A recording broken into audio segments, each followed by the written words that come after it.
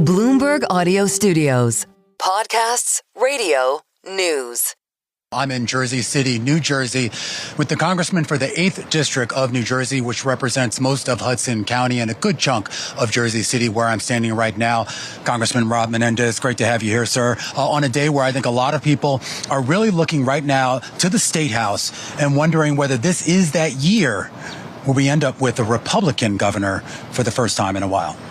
Yeah, listen, New Jersey and Virginia are the epicenter of the political universe right now here in America. And so Mikey's made the case every single day of this campaign. She came out of a contested primary, ran away with it.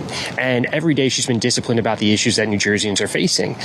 So she knows there's an immense amount of work to do. She's raised her hand and dedicated herself to New Jersey, to the American people. And this moment she wants to deliver for New Jersey. And I believe that has resonated with a lot of our voters. There's been some criticism of the campaign that Mikey Sherrill has been running, the idea that campaign is a little bit more high level. It's about national issues, while Jack Ciattarelli seems to be focusing a little bit more on the kitchen table and pocketbook issues, if you will. What are you hearing from voters as to what they actually want? What are they going to the polls to vote for today? So I think there's two main issues in this election. One is the affordability challenge that a lot of Americans and New Jerseyans are facing. Two is they want a governor that's going to stand up for New Jersey. Yeah, so at times work with the president, but when needed, stand up to this administration. We've seen this administration overreach in L.A., Portland, Chicago. If they come to New Jersey, we want a governor who's going to protect us. And so those are the two issues I hear the most. And Mikey's been laser focused on both of those issues. She's talked about affordability and what her administration would do to address that here in New Jersey. She's also made it clear that she will stand up to Trump. So I think those two issues are the center of this election, and I think she's done a really good job of articulating a clear message to New Jersey voters. In talking to voters, you hear a lot about housing affordability, but as of late, you're also hearing a lot about the issue of affordability of electricity. Power prices have jumped more than 20% on a year-over-year basis. Part of that's good. I guess that's a sign that you're getting these data centers and other things moving to the state. But when it raises the bills for homeowners and businesses, you need something to address that. What's the plan?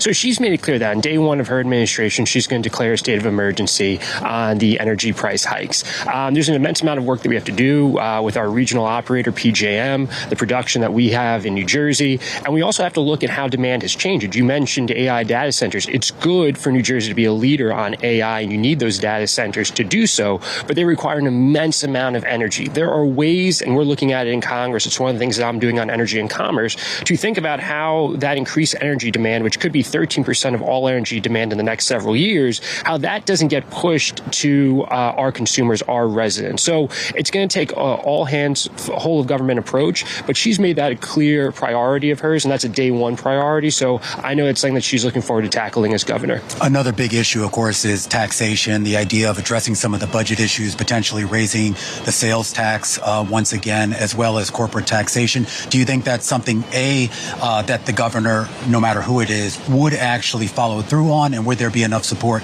at the State House to see that through? Well, I think you can take innovative ways, right? Like, I think, yes, traditionally money in, money out, right? So if we need to spend to grow and build New Jersey, then we need to raise the revenue to do so.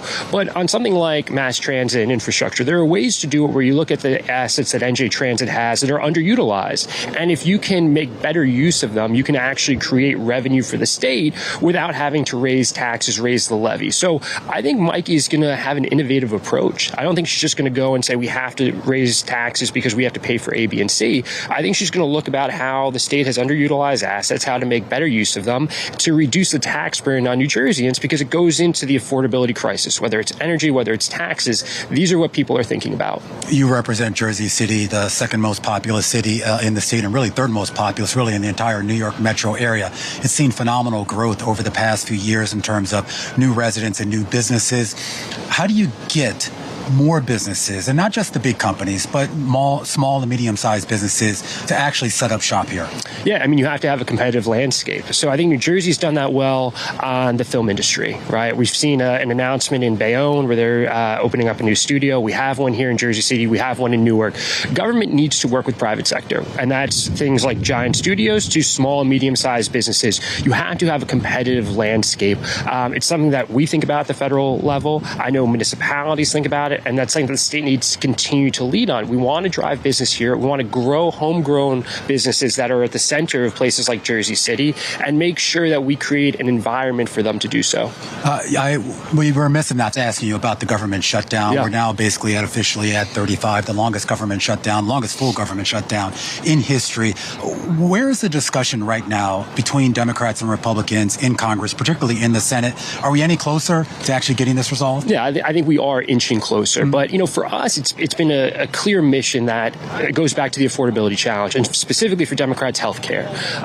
Republicans voted to take $1 trillion out of Medicaid. That's going to make health care more expensive for everyone. We know at the end of the year, the ACA premium tax credits expire. So if you allow those to expire, premiums are going to increase for everyone on the exchange. At some point, it has to stop, right? We're talking about SNAP and the administration not funding it. Well, before that, they had the largest cut to SNAP in the program's history. So the pain has to stop because we see it every day when we're out with our constituents. That's what Democrats have been fighting for. The center of it has been health care. We're going to continue to fight for that. And Republicans look like they're interested in having a conversation specifically on the ACA. And I hope we get to that conversation, get the government back open. Are you comfortable, though, with the leadership by the Democrats in Congress in trying to navigate through this crisis? Listen, we're in the triple minority, right? And so we've drawn a line in the sand that for the American people, we have to deliver more affordable health care. That message has resonated with people. When I'm out, people say, hold the line, keep fighting for us. Because if we do nothing, we will not be able to afford our health care, our housing, our prescription drugs. That's what Democrats are fighting for. And they're happy to see us do so. And they are in this fight with us. All right, circling back to the election here in New Jersey, I do have to ask you, we've had 4 years here of Phil Murphy.